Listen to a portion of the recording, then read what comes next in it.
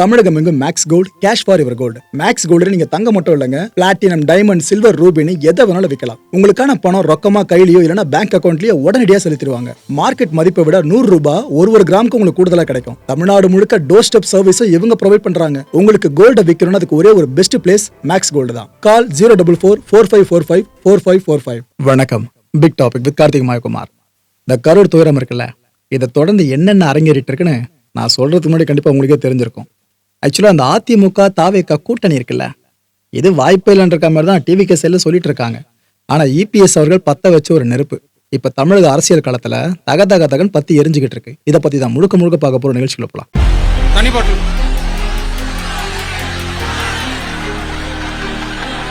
Police sir, please help sir, please நண்பா கொஞ்சம் வழி விட்டு.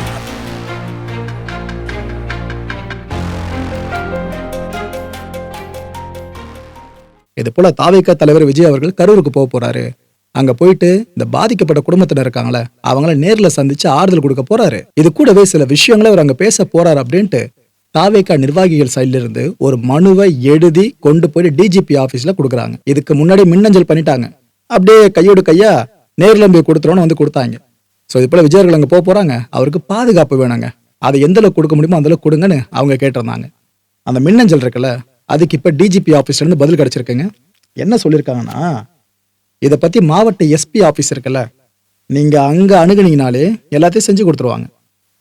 பயண விவரம் இருக்குல்ல, விஜய் அவர்கள் எந்த டைம் போறாங்க, எந்த டேட்டு, எங்கெங்க போறாங்க, இந்த விஷயங்கள்லாம் தெரிஞ்ச பிற்பாடுதான் தேவையான நடவடிக்கை எடுக்கப்படும்னு அவங்க அந்த இமெயிலுக்கு ரிப்ளை பண்ணியிருக்காங்க.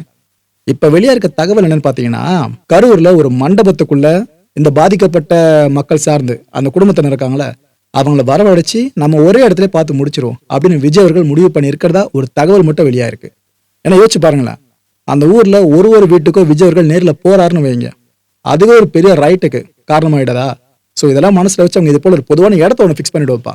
அங்க மற்றபடி ஊடகங்கள் கூட உள்ள அனுமதிக்க வேண்டாம், இன்னும் மற்றவங்க வெளியாட்கள் யாரும் வர வேண்டாம், கட்சி நிர்வாகிகள், இந்த நிகழ்ச்சி ஏற்பாட்டாளர்கள் பிளஸ் அந்த பாதிக்கப்பட்ட குடும்பத்தினர் இவங்க மட்டும் இருக்கட்டும்ன்ற மாதிரி அவங்க பிளான் பண்ணியிருக்கிறதா தகவல் வெளியா இருக்கு.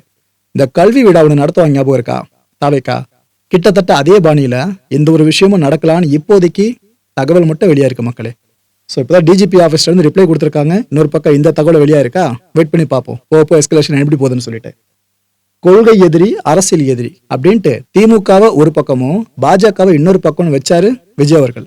அதாவது மாநில அரசியலை பொறுத்த வரைக்கும் திமுக நாங்க எதிர்க்கிறோம், தேசிய அரசியலை பொறுத்த வரைக்கும் பாஜகவை எதிர்க்கிறோம் அப்படின்னு தான் சொல்லியிருக்கணும். பட் ஆனால் அவர் எங்க ஒரு ட்விஸ்ட் வச்சாரு, கொள்கை எதிரின்னு ஒரு பார்ட்டியை சொன்னாரு, இன்னொரு பக்கம் அரசியல் எதிரின்னு இன்னொரு பார்ட்டியை சொன்னாரு. அப்ப எங்க முரண்படுது தெரியுதா? அதாவது இந்த கட்சி கொள்கை எதிரி மட்டும்தான் அப்படின்னா அரசியலுக்காக அந்த கட்சி கூட கூட்டணி வைக்கலாம்னு அர்த்தம். இந்த கட்சி அரசியல் எதிரிதான் அப்படின்னா கொள்கையை பேஸ் பண்ணி நீங்க கூட்டணி வச்சுக்கலாம்னு அர்த்தம். சோ அப்ப புரியல, இப்ப எல்லாருக்கும் புரிய வந்திருக்கும்னு நினைக்கிறேன் அந்த வியூகம் எந்த அளவுக்கு பர்ஃபெக்டா வகுக்கப்பட்டிருக்குன்னு சொல்லிட்டு. என்ன ப்ரோ ஏதோ தாவேக்காவே வாலண்டியரா கூட்டணிக்கு போகாம பேசிட்டு இருக்கீங்க கேட்டீங்கன்னா, இது வரைக்கும் போகல, ஆனா போக வச்சிருவாங்களோன்ற மாதிரி ஒரு தாட்டம் இப்ப நிறைய பேருக்கு வலுக்க ஆரம்பிச்சிருச்சு. இதுக்கு எல்லா காரணம் அந்த இபிஎஸ் இருக்கார்ல, அவர் பத்த வச்ச நெருப்பு தான். இப்ப ரீசெண்டா பத்த வச்சிருக்காப்ல, சொல்ற அதை பத்தி. பாஜக இருக்கிற கூட்டணி தான் அதிமுக கூட்டணியா? என்னதான் அதிமுக சார்ந்த விஜய் அவர்களுக்கு சாஃப்ட் கார்னர் இருந்தாலும் ஆரம்பத்துல ஒரு கட்சியா இருக்கும்போது எல்லாமே கணிச்சதுதானே, கண்டிப்பா அதிமுக தாவேக சேர்ந்துதான் ஒர்க் பண்ணும், அது இதுன்னு கணிச்சதுதான். அவரும் அதுக்கேற்ற மாதிரி ஆரம்ப கட்டத்துல அதிமுக பெருசா விமர்சிக்கல, அதிமுக சைடுல இருக்கவங்க கூட தாவேக சார்ந்து பெருசா விமர்சனம் எடுக்கல. ஆனா கூட்டணி பேச்சுவார்த்தை பெருசா போகலன்ற விஷயம் தெரிஞ்சதும் ரெண்டு பேரும் மாறி விமர்சனம் எடுக்க ஆரம்பிச்சாங்க. ஆனா அதிமுக மேல தாவேக்கா வச்ச விமர்சனங்கள் இருக்குல்ல, அது நிறைய. ஆனா தாவேக்கா மேல அதிமுக பெருசால விமர்சனம் வச்சிருக்க மாட்டாங்க, ஓரளவுக்கு மட்டும் மேலாப்புல பேசிட்டு போயிருப்பாங்க. அப்பேற்பட்ட இந்த நிலையில பாஜக அங்கம் வகிக்கிற ஒரு கூட்டணியில தாவேக்கா இணையும் நினைக்கிறீங்க ப்ரோ? நாங்க எங்க நினைக்கிறோம் அப்படின்னு கேட்டீங்கன்னா, இதுக்கப்புறம் நினைக்கலாம் போல இருக்கு. அது போல பல விஷயங்கள் நடந்துகிட்டு இருக்கு. கரூர் துயரத்துல தாவேக்கா சிக்கி தவிச்சதுல, அதாவது ஒரு பார்ட்டிய சுத்தி எல்லா பார்ட்டிஸும் ரவுண்டு கட்டி அடிச்சாங்களா, அதுவும் திமுக முடிஞ்ச அளவுக்கு எவ்வளவு தூரம் தாவேக்கா சார்ந்து பேச முடியுமோ பேசி இருந்தாங்க. விமர்சன கணக்கில் அப்படி தொடுத்தாங்க. அது விஜய் சார் எங்க இருந்து வந்தாரு, சினிமா துறையில இருந்து. அதுல இருந்து பல கலைஞர்களையும் விஜய் அவர்களுக்கு எதிராக குரல் கொடுத்தாங்க. அப்படி போச்சு இஷ்யூ எல்லாமே. அந்த டைம்ல விஜய் அவர்களையும் அவரோட கட்சியவும் தாங்கி பிடிச்சது எந்த கட்சிகளுங்க? கரெக்ட், அதிமுகவும் பாஜக தான். அதுல இருக்கும் மாற்று கருத்துல இல்ல சார், ரைட்டு. விஜயை காப்பாற்றியது மட்டும் இல்ல, இனிமே காப்பாற்றுற வேலையவும் அவங்க செய்வாங்கன்ற மாதிரி தான் பல பேரால் நம்பப்பட்டு இருக்கு. இப்ப இதுக்கு வலு சேர்க்கிற மாதிரி தான் பாஜக மாநில தலைவர் இருக்காரு நயினார் நாகேந்திரன். அவர் இப்ப ஒரு விஷயத்த சொல்லியிருக்காரு. கரூர் நெரிசல் நிகழ்வப்ப விஜய் உயிருக்கும் ஆபத்து நேர்ந்திருந்தா அப்ப என்ன செஞ்சிருப்பீங்க, இதை யோசிச்சு பாருங்க அப்படின்னு சொல்லிட்டு இப்ப விஜய் அவர்கள் கரூருக்கு பயணம் போக விரும்புறதா ஒரு தகவல் வெளியாச்சு. அதுக்கப்புறம் தாவேகா நிர்வாகிகளை கன்ஃபார்மா பண்ணிட்டாங்களா, டிஜிபி ஆபீஸ்ல மனுலாம் கொடுத்து. இதை வச்சு என்ன சொல்றாரு, இவர் இந்த நேரத்துல கரூருக்கு போனார்னா அவரோட உயிருக்கு உத்தரவாதம் கிடையாதுன்னு சொல்லியிருக்காரு. ஏன்னா இங்க என்ன வேணாலும் நடக்கலாம். கடைசியில விஜய் அவர்களே ஏதாவது பண்ணிட்டா என்னங்க ஆகுறது, இது அதுன்னு பல கேள்விகளை கேட்க ஆரம்பிச்சிட்டாங்க. எனக்கு தெரிஞ்சு டிவிக்கே நிர்வாகிகள் கூட இந்த அளவுக்கு அக்கறைப்பட்ட மாதிரி தெரியலங்க. ஆனா பாஜக சைட்ல மாநில தலைவர் எந்த அளவுக்கு அக்கறை பாத்தீங்களா? ஓகே, தாவேகா தொண்டர்கள் இருக்காங்களே, எல்லாரையும் சொல்லல, சில பேரோட எண்ணம் என்னவா தெரியுமா இருக்கு, கரூர் துயரத்துல நம்ம கட்சியை போட்டு அவ்வளோ செஞ்சாங்க பல அரசியல்வாதிகளும் சினிமா பிரபலங்களும். அந்த டைம்ல நம்மளுக்கு அடைக்கலமா வந்தது அதிமுக தான். ஆக்சுவலா அதிமுக நிறைய பாயிண்ட்ஸ்ல எடுத்து குத்துச்சு. போலீஸ் வந்து எங்களுக்கே சரியா பாதுகாப்பு கொடுக்கல, ஏங்க இந்த வேலுச்சாமிபுரத்துல நாங்க ஒரு முறை ஈவெண்ட் பண்ணலான்னு சொன்னோமா, நீங்க மறுத்தீங்க, ஏதோ இடம் அது இதுன்னு சொன்னீங்க, இப்ப மட்டும் உங்களுக்கு கொடுத்துருக்கீங்க அப்படின்ற மாதிரி கேட்டது. ஆதாரங்கள் அடுக்குனாங்க. அதிமுக திமுகவை எதிர்க்கிறோம்னு சொல்லிட்டு தாவேக்காவை காப்பாத்துற வேலையை பர்ஃபெக்டா பண்ணிட்டு இருந்தாங்களா? இதனால என்னவோ தாவேக்கா தொண்டர்கள்லாம் சில பேர் சேர்ந்து நம்ம பேசாம அதிமுக கூட கூட்டணி வச்சிருவோமே அப்படின்னு முணுமுணுக்க ஆரம்பிச்சாங்க. தலைமை வரைக்கும் போகல விஷயம். ஆனா கட்சியினர் மத்தியில இந்த டாக் இருக்கதான் செய்யுது. வீடியோ பார்த்துட்டு இருக்கோம் கட்சியினர் இருந்தீங்கன்னா சில பேர் மனசுல என்ன ஓடிட்டு இருக்கோம். இதுக்கு ஏத்த மாதிரியே ஆனா இபிஎஸ் அவர்கள் இப்போ ஒரு பிரம்மாண்டமான க்ளூ ஒன்று கொடுத்துருக்காருங்க. இந்த குமாரபாளையம் இருக்குல்ல, அங்க இபிஎஸ் அவர்கள் வழக்கம் போல இந்த பரப்புரை கூட்டம் சார்ந்து அங்கங்க போயிட்டு இருக்காருலாம், அது போல இந்த பகுதிக்கும் போயிருக்காரு, பேசினாரு. அவர் பேசுறப்ப முக்கியமான ஒரு இடத்துல நம்ம சொன்னாரு, அதிமுக தலைமையில வலுவான கூட்டணி அமையும்னு சொல்லிட்டு அங்க பாருங்க கொடி பறக்குது அப்படின்னு கை காட்டினாரு. எந்த பக்கம் நோக்கி? தாவேகா கொடியை அந்த கூட்டத்துல பறக்க வச்சுட்டு இருந்தாங்க. அது தெரியுதா? அதை நோக்கி இவர் சொல்லவே கூட்டம் கத்துச்சு பாருங்க, ஒரு கத்து. லிட்டரலா அங்க கூடி இருந்த மக்கள் கன்ஃபார்ம் பண்ணிட்டாங்க, ஆஹா அதிமுக தாவேகா கூட்டணி கன்ஃபார்ம் போல இருக்கு அப்படின்ட்டு அவங்கள ஆரவாரம் எழுப்ப ஆரம்பிச்சிட்டாங்க. அந்த ஒரு விஷயத்தை அப்படியே கான்டென்ட்டா மாத்திட்டாருங்க இபிஎஸ் அவர்கள். பிள்ளையார் சொல்லி போட்டாங்க, எழுச்சி ஆரவாரம் அப்படின்னு சொல்லிட்டு இந்த கூட்டத்தோட ஆரவாரம் இருக்குல்ல, இது சிஎம் அவர்கள் செவியை தொலைக்கொன்ற மாதிரிலாம் பேசியிருந்தாரு. ஆக்சுவலா டிவிக்கே அரசியல் களத்துல இருக்கிறது, இந்த தேர்தல் அரசியல் இருக்கிறது அதிமுக விடுங்க, திமுகவுக்கு பெரிய பிளஸ். ஏன்னா ஓட்டு கண்டிப்பா பிரியும். டிவிக்கே தனியா நிக்கதான் ஓட்டு கண்டிப்பா பிரியும். அந்த டைம்ல அவங்க ஆதரவுன்ற விஷயம் கண்டிப்பா தேவைப்படலாம் இந்த பெரிய ஆலமர கட்சிகளுக்கு. இது எல்லாம் கூட்டி கழிச்சு பாத்தீங்கன்னா டிவிக்கே, ஏடிஎம்கே, பிஜேபி ஸ்ட்ராங்கான ஒரு அலையன்ஸா தெரியுதுல, டிஎம்கே அலையன்ஸ்க்கு எதிரா. இதுக்குதான் இபிஎஸ் அவர்கள் ஆசைப்பட்டு இருக்காங்க, பாஜகவும் இதுக்குதான் ஆசைப்பட்டு இருக்காங்க. ஆனா விஜய் அவர்கள் தலையசைக்கணும், மேடைக்கு மேடை அவர் பாஜக வச்சு செஞ்சுட்டு இதுக்கப்புறம் ஏதாவது மறுத்து பேசினார்னா அவரை ஃபாலோ பண்ற சில பேரை முன்னுமுணுக்க ஆரம்பிச்சிருவாங்களே, என்ன அப்படி சொல்லிட்டு இப்ப இப்படி மாட்டாருன்னு. மக்களை நீங்க கன்ஃபியூஸே ஆகாதீங்க, அரசியல் இதுதான். இப்ப ஒன்று பேசினதை அப்படியே அவங்க கடைசி வரைக்கும் ஃபாலோ பண்ணுவோம்னு சொல்ல முடியாது. நிறைய பேர் இதுக்கு உதாரணமா சொல்ல முடியும். அதெல்லாம் உதாரணம் சமீப காலமா சொல்லணும்னா கமல் சார் எடுத்துக்கலாமா? சரி, ரைட் விடுங்க. இபிஎஸ் அவர்கள் பேசினார்ல, அது இப்ப நீங்களே கேளுங்க, அந்த காட்சியும் பாருங்களேன். நீங்க கூட்டணி நம்பி இருக்கிறீங்க, கூட்டணி தேவைதான். ஆனா அண்ணா திமுக தலைமையிலே அமைக்கப்படுகின்ற கூட்டணி வலுவான கூட்டணியா இருக்கும். பாருங்க கொடி பறக்குது.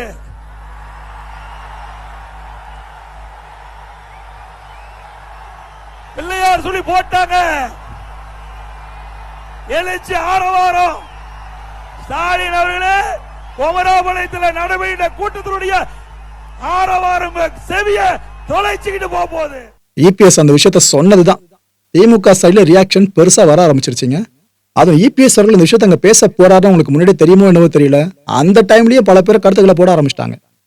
அமைச்சர் ஏவா வேலு இருக்கார்ல, அவர் என்ன சொல்றாரு, 2026க்காக இபிஎஸ் அமைக்க போறது வலுவான கூட்டணியா, நஞ்சு போன கூட்டணியா, தோற்க போகிற கூட்டணியா, மொத்தமா எல்லாரையும் தோற்கடிக்க போற கூட்டணியா, அவங்க கூட்டணியில இருக்க கட்சிகளே தோற்கடிக்க போற கூட்டணியான்னு கேட்கிறாரு. இதை பத்தி எல்லாம் ஜோசியம் சொல்ல முடியாதுப்பா, கிட்டத்தட்ட சொல்லிட்டாரு. ஜோசியம் சொல்ல முடியாது. 20 இடங்களுக்கு மேல திமுக கூட்டணி தான் ஜெயிக்கும்ன்ற அந்த நம்பிக்கை இருக்குல்ல, அதை திரும்ப திரும்ப திரும்ப எங்க போனாலும் இவர் ஆணித்தரமா பதிவு பண்றாருங்க. 2026 தேர்தல்ல திமுக 200 இடங்களுக்கு மேல கன்ஃபார்ம் பிடிக்கும் நினைக்கிறீங்களா மக்களே? Okay, right.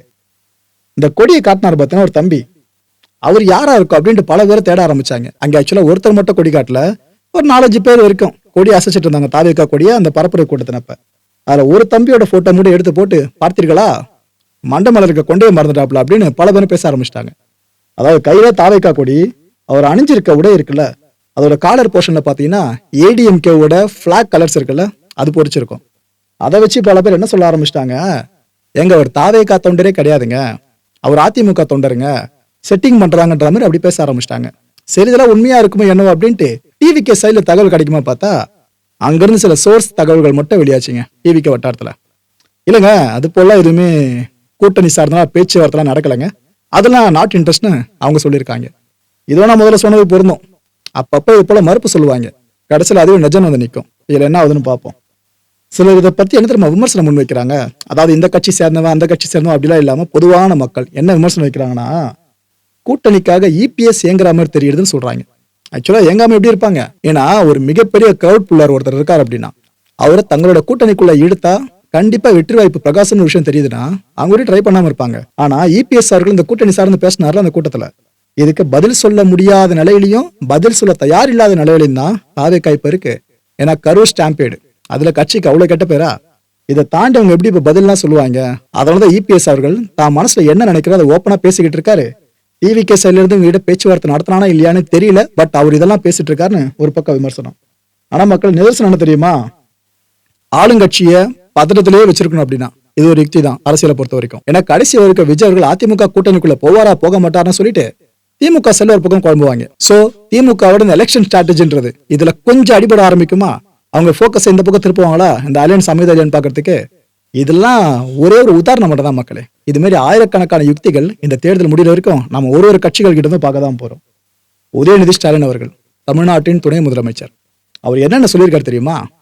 ஆக்சுவலா எனக்கு புரிஞ்ச வரைக்கும், என் சிற்றறிவு கட்டின வரைக்கும் விஜயை டார்கெட் பண்ணி பேசுற மாதிரி தான் இருக்கு. நீங்க எப்படி புரிஞ்சுக்கிறீங்களா மக்களே. பாஜகவுக்கு ஏற்கனவே இபிஎஸ் அப்படின்ற அடிமை கிடைச்சாச்சு, மேலும் புதிய அடிமைகளை பாஜக தேடிட்டு வர்றாங்க.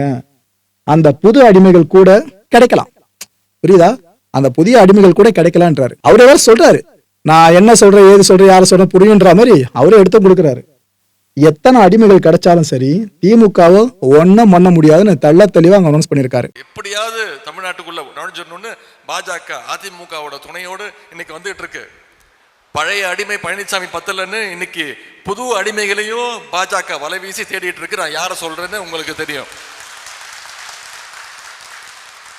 எப்படியாவது புது அடிமைகளை மட்டும் மாட்டிட மாட்டாங்களான்னு வலை வீசி தேடிட்டு இருக்கிறாங்க. அடிமைகள் சிக்குவாங்க. ஆனா எத்தனை அடிமைகள் வந்தாலும் திமுக கார கருப்பு சிவப்பு கரை போட்டிருக்க கூடியது திமுக இருக்கிற வரைக்கும் நீங்க தமிழ்நாட்டுக்குள்ள கால் வைக்கல தொட்டு கூட உங்களால பார்க்க முடியாது. மாநில அளவுல அரசியல் செய்யற கட்சிகள் இருக்காங்களே அவங்களுக்கும் தேசிய அளவுல அரசியல் செஞ்சு ஆட்சியில இருக்காங்களே அவங்களோட அரசியலுக்கும் பெரிய கேப் இருக்குமா. ஒன்னும் இல்ல, திமுக வெர்சஸ் பாஜக இதை பத்தி தான் பேசிக்கிட்டு இருக்கேன்.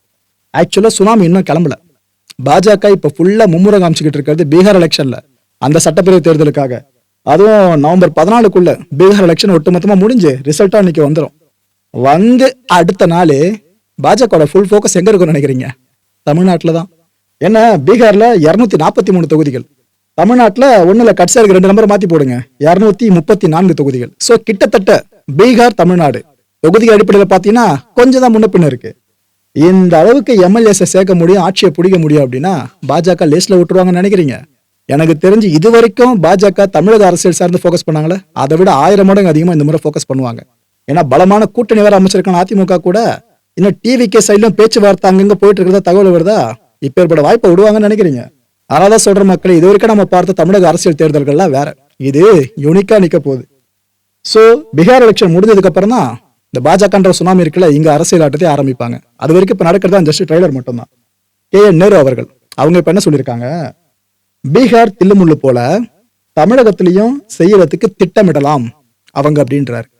இந்த ஓட்சோரின்ற விஷயம், ராகுல் காந்தி அவர்கள் வாக்கு திருட்டுன்னு ஒரு கேம்பெயின் ஆரம்பிச்சார்ல பாஜகவுக்கு எதிராக, அதை பத்தி இங்க மென்ஷன் பண்ணி பேசுறாரு.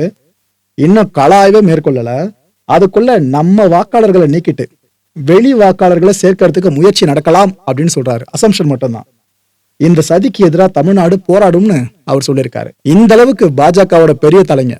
இன்னொரு பக்கம் திமுக இருக்க அமைச்சர்கள், இது பத்தாதுன்னு அதிமுக இருக்க முன்னாள் அமைச்சர்கள், இன்னும் நிறைய பேர், ஒட்டுமொத்த அரசியலும் தாவேக்கான்ற ஒரு பார்ட்டியை மையமா வச்சு சுழல ஆரம்பிச்சிடுச்சா. இதுக்கு மத்தியில ஒரு எப்ப திரும்ப பரப்புரையை மேற்கொள்வார்னு எதிர்பார்க்கிற மக்கள் இருக்கதான் செய்யறாங்க தமிழ்நாட்டுல. ஏன்னா இவ்வளவு பெரிய துயர் நடந்துருச்சு. ஆனாலும் இந்த நேரத்துல விஜய்க்கு ஆறுதல் கொடுக்குறாங்க பல பேரும். சார் புரியுது, நீங்க எங்களுக்கு ஆறுதல் கொடுக்குறீங்க, ஆனா உங்களுக்கு ஆறுதல் தேவைப்படுதுன்னு இந்த பாதிக்கப்பட்ட மக்கள் இருக்காங்களா கரூர்ல, அவங்க ஒரு ஆறுதல் கொடுத்துக்கிட்டு இருக்காங்க. அது போல போய்கிட்டு இருக்கு. இதுல பல பேர் இப்ப என்ன தெரியுமா சொல்ல ஆரம்பிச்சிட்டாங்க, திரும்ப அந்த காட்சிகளை நாங்க பார்க்கணும். விஜய் அவர்கள் பரப்புரை கூட்டம் சார்ந்து மக்களை சந்திப்பார்ல, அந்த பழைய காட்சிகளை பார்த்தோல, அதை நாம திரும்ப பார்க்க ரெடியா இருக்கிறதா பல பேர் எதிர்பார்த்துக்கிட்டு இருக்காங்க. நீங்களும் எதிர்பார்க்கீங்களா மக்களை?